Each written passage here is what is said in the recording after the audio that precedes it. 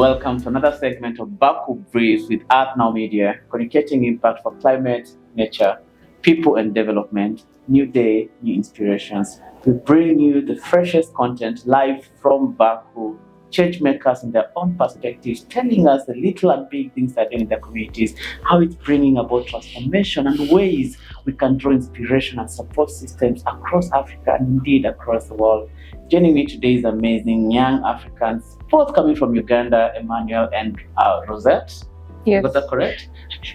If I didn't, just correct me. Maybe you can introduce yourself to the world, maybe your full name, where you come from, what you do, and then we pass it to Emmanuel. Thank you so much. My name is Rosette Masaba, and I'm a Ugandan. I am currently here as a youth advocate for climate change, most especially in women's empowerment and girls.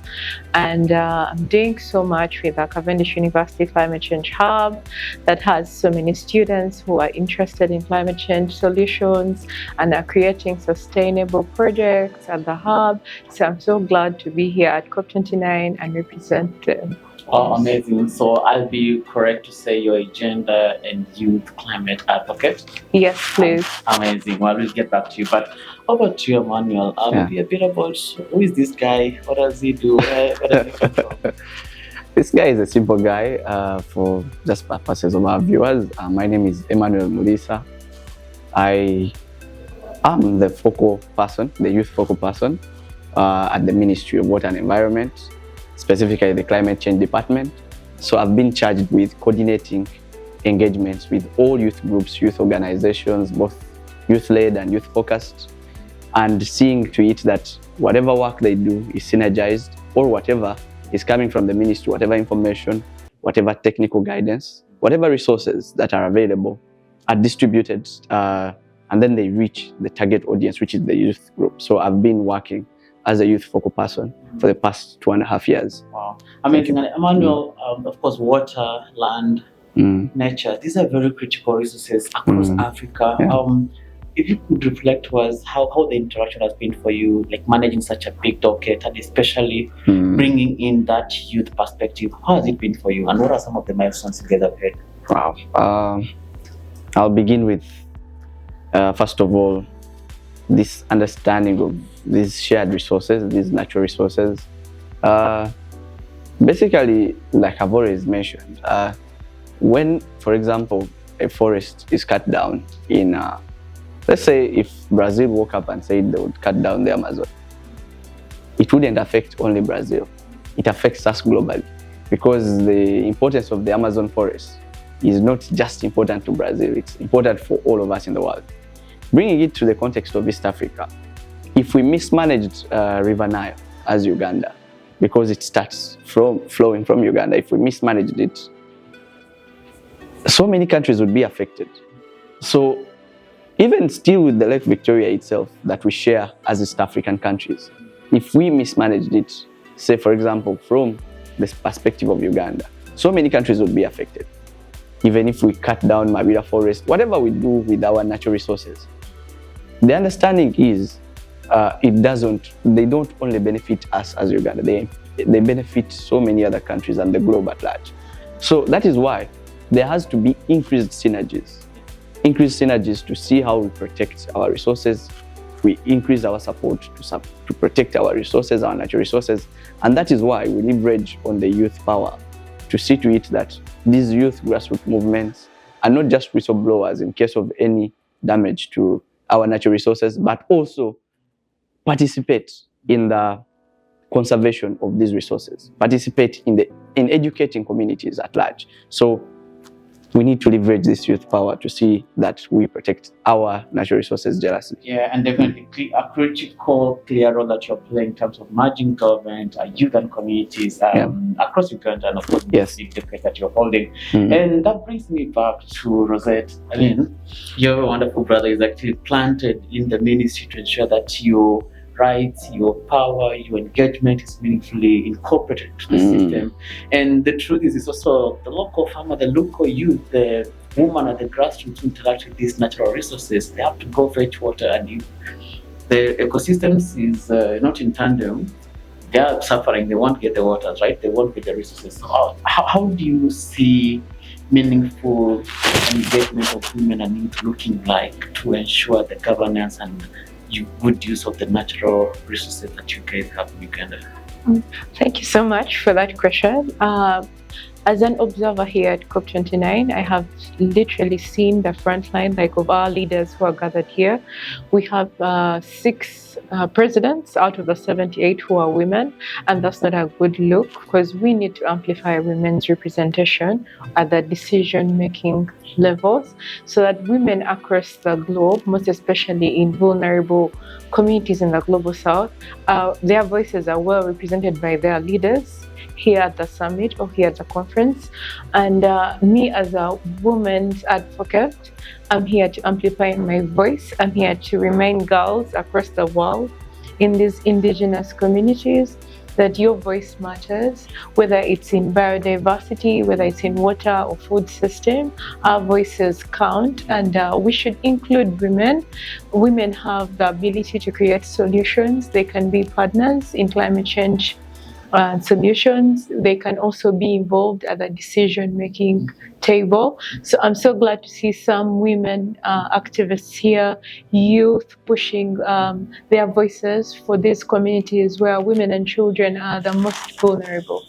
Yes. Oh, amazing. You actually answered. Okay.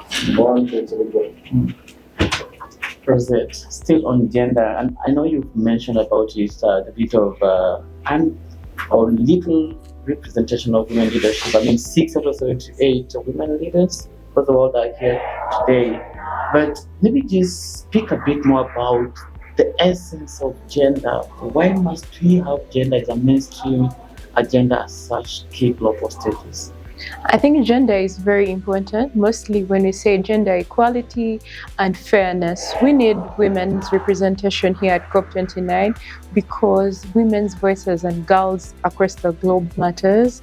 Why? Because most women and girls are in communities where they are at the receiving end of these natural disasters, these climate crises. We actually have been informed that in the next 2 months, there's going to be food insecurities in Gaza, and most of this is going to be affected 70,000 women. And we also know, like in other communities in Africa where women rely on agriculture and they don't have enough support, so we need their voices to be heard. We need more African female leaders at the COP29 negotiations. We need across the globe more female representation during the decision making and negotiations. Women's voices should be heard, they matter.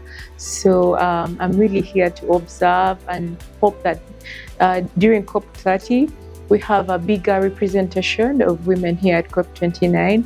I'm so glad that with the fewer voices that are available here who are speaking up for indigenous women and all kinds of issues that women are facing, inequalities in communities that have managed to voice out their opinion, it has counted. And I think we shall see that as the conference comes to an end. I mean, and just to carry on, like the truth is, like we're not saying women gender or women empowerment is to replace men, right? Or to replace men leadership. It's just recognizing the diversity of gender roles and the importance of ensuring that we empower women who have not historically gotten the chances to lead so that they can actually bring in the diverse perspectives, leadership, and help society achieve the climate ambitions and nature ambitions. True or true? Yeah, that's true. I mean, we just need to include women and men's voices matter too. Yeah, and also we know that honestly, like at the grassroots levels, women are the ones who are, doing the agriculture, they are the households bearers there, they are taking care of our children and our communities. So when we empower these women, we are actually going to be creating a sustainable solution for the entire community at large. Indeed, and if you're watching us, keep tuned to Atnam Media, communicating impact for nature, climate, people, and development. Emmanuel, you are at COP, and of course, coming with amazing Rosette. I wonder, maybe talk to us your purpose and mission around COP, and how has it been for the few days that you've been here? Well, I have been one of the lucky young people who have been trained to understand UNFCCC processes, understand negotiations, and because of my background in engineering, they found it necessary that I could help support the mitigation working group of Uganda. Yeah, so why I'm here is also necessarily to follow up negotiations on Article 6 of the Paris Agreement. And maybe to just highlight, I am glad that specifically Article 6.4 has been operationalized. This, though there's still discussions around the rules and modalities to see how to make it more transparent and more credible, the markets, making them more transparent and credible. There are still negotiations around there, but at least it has been operationalized. We know that this has been discussed because developed countries who already can meet their unconditional indices are still doing much of what they do.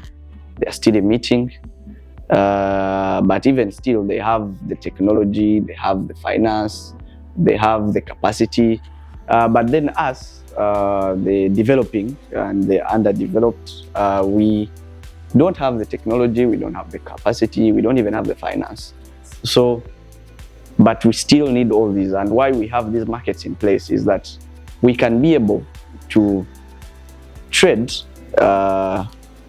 in this market and then get the necessary finances, necessary resources that we can be able to achieve we can even be able to generate resources to help us to achieve our set targets. But also in the end, I think I don't want to speak so much about what the developed countries will benefit, but I think because the finances have taken long, if we trade as countries, we can be able to get the necessary finances, the necessary technologies to be able to transition in the end. Exactly. Yep. And still on you, and I'll ask you this question as well. Sorry, but first, Manuel, I mean, it's been due the finance couple of calls, and you know, the dockets you're holding in your ministry. Yeah. How would you reflect around the future of the climate biodiversity and indeed financing for communities in Uganda and Africa? How does it look? Is it helpful? Well, first of all, we can't. I'll tell you for a fact. Yeah. If we speak in line with just transition, if we look at where the world is supposed to go, especially with renewable energy solutions, even just cars, let's just look at the transport sector. In Uganda itself, we struggle, first of all, to raise resources to transition to a better transport system where we have less cars and we have more public transport, right? And that which would result in lesser emissions. So we struggle to even construct rail lines. I don't even want to speak about the latest technology of electric trains. But even if we had a rail line that could carry so many people, such that we reduce on the number of cars moving, and that is reduction of emissions, we don't have those resources. But also, I want to focus on our rural communities, not even just our rural communities. The way they cook meals, you understand that they largely depend on wood fuel, right?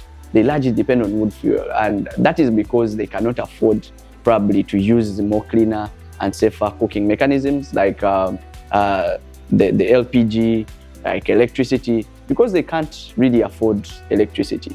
The electricity tariffs are a bit high. So how do we then seek for financing to help them, first of all? Even the appliances themselves, they can't afford. So we need to find a middle ground. We need to find finances. For example, the government, Uganda needs to find finances such that it can help people subsidize the costs of, number one, electric appliances, if we are to help them to reduce on using wood fuel. Because we understand the more we depend on wood fuel, the more we lose much of our forest cover.